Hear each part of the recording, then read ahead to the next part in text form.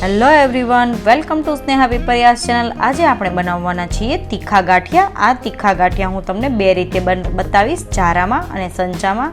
તો સૌપ્રથમ આપણે એક બાઉલમાં 3 ચમચી જેટલું તેલ લેવાનું છે। હવે તેમાં આપણે લાલ મરચું પાવડર એડ કરવાના છીએ। તો હવે આપણે તેમાં થોડું એવું પાણી એડ કરીશું, પછીથી એમાં લાલ મરચું પાવડર એડ કરવાનું છે। તીખા ગાંઠિયા છે એટલે આપણે તીખાસ માટે લાલ મરચું પાવડર એડ કરવાના છીએ। હવે આપણે તેમાં અડધી ચમચીથી પણ ઓછા એવા ચપટી તમે કહી શકો એટલા આપણે સોડા એડ કરવાના છે। આ ગાંઠિયા સામાન્ય રીતે કડક હોય છે એટલે સોડા આપણે ઓછા એડ કરવાના છીએ। હવે આપણે આ બધી વસ્તુને સારી રીતે મિક્સ કરી દેવાની છે। અહીંયા મેં તમે જોઈ શકો છો 2 બાઉલ જેટલો ચણાનો લોટ લીધો છે, તેમાં આપણે અડધી ચમચી જેટલી હિંગ એડ કરવાની છે, અડધી ચમચી જેટલી હળદર એડ કરવાની છે અને સ્વાદ અનુસાર આપણે મીઠું એડ કરવાનું છે। અને અહીંયા આપણે અજમો લેવાનો છે 1 થી 1.5 ચમચી જેટલો, જે આપણે આવી રીતે હાથેથી મસળીને લેવાનો છે। હવે આપણે જે બાઉલમાં આ મિશ્રણ રેડી કર્યું છે તે આપણે લોટમાં એડ કરી દેવાનું છે। આનેથી આપણા લોટમાં સરસ કલર આવશે, રેડ કલર। હવે આપણે આ બધી વસ્તુને મિક્સ કરી દેવાની છે અને જરૂર અનુસાર પાણી રેડતા જઈને આપણે એક લોટ રેડી કરવાનો છે। તો તમે જોઈ શકો છો હવે આપણો લોટ રેડી થવા જઈ રહ્યો છે। આપણે આ લોટને હાથેથી સારી રીતે મસળી લેવાનો છે। અહીંયા મને થોડો લોટ ઢીલો જણાય છે એટલે હું થોડો એવો ચણાનો લોટ એડ કરું છું। અહીંયા આપણે થોડો કઠણ લોટ રાખવાનો છે, એકદમ ઢીલો લોટ નથી રાખવાનો। તો હવે આપણો લોટ રેડી છે। તો સૌથી પહેલાં આપણે જારાના ગાંઠિયા બનાવવાના છીએ।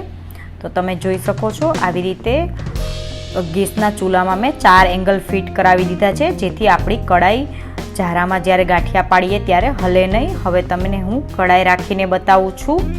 હવે આની પર આપણે જારો જો ગાંઠિયા પાડવાનો આવે છે તે મૂકીને આપણે હાથેથી પ્રેસ કરશું તો આપણી કઢાઈ જરા પણ નહીં હલે અને આપણે દાજવાની બીક નહીં લાગે।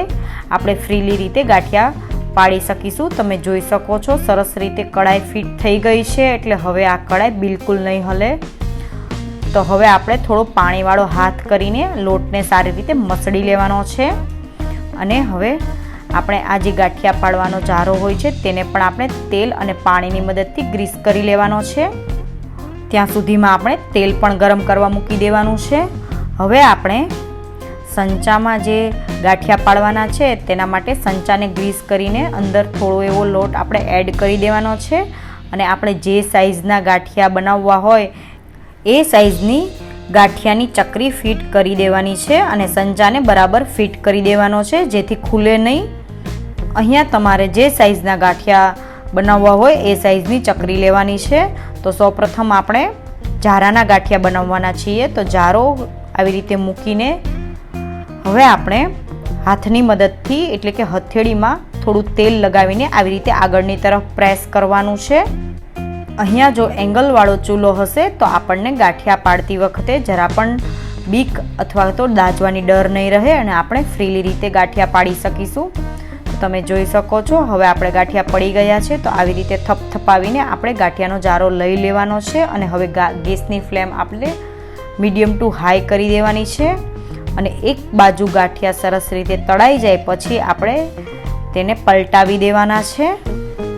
હવે આપણા ગાંઠિયા તળાઈ ગયા છે તો આપણે તેને બહાર કાઢી લેવાના છે। તમે જોઈ શકો છો સરસ ગાંઠિયા રેડી થયા છે। તો હવે આપણે બીજી રીતે એટલે કે સંચામાં ગાંઠિયા પાડીશું।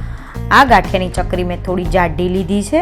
તો તમે જોઈ શકો છો આપણે આવી રીતે સંચાને ફેરવવાનો છે ઉપરથી। અહીંયા આપણે આખા સંચાને ગોળ ગોળ ફેરવવાની જરૂર નથી, એક જ બાજુ રાખીને ફેરવવાનો છે। અને હવે એક બાજુ આપણા ગાંઠિયા સરસ રીતે તળાઈ જાય પછી આપણે તેને પલટાવી દેવાના છે। તમે જોઈ શકો છો સરસ રીતે ગાંઠિયા પડ્યા છે। આ ગાંઠિયાની સાઈઝ થોડી જાડી રાખી છે જેથી બંને રીતે ગાંઠિયા હું તમને બતાવી શકું। હવે આપણા ગાંઠિયા તળાઈ ગયા છે તો હવે આપણે તેને બહાર કાઢી લઈએ।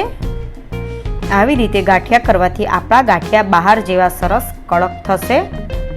અહીંયા આ ગાંઠિયામાં મેઇન વસ્તુ લોટનું મોણ એટલે કે તેલ અને સોડા જ હોય છે, એટલે એ વસ્તુ ખાસ ધ્યાન રાખવી. તો હવે આપણા ગાંઠિયા રેડી થઈ ગયા છે, તો આપણે તેને બહાર કાઢી લઈએ. અહીંયા મેં તમને જારામાં અને સંચામાં બંને રીતે ગાંઠિયા બતાવ્યા છે, તો તમે જોઈ શકો છો. જો તમને મારી આ રેસિપી પસંદ આવે તો મારા વિડીયોને લાઈક અને શેર જરૂરથી કરો, અને મારી ચેનલને સબસ્ક્રાઈબ કરવાનું ભૂલશો નહીં, અને સાથે મને મારા ફેસબુક પેજમાં પણ ફોલો કરો.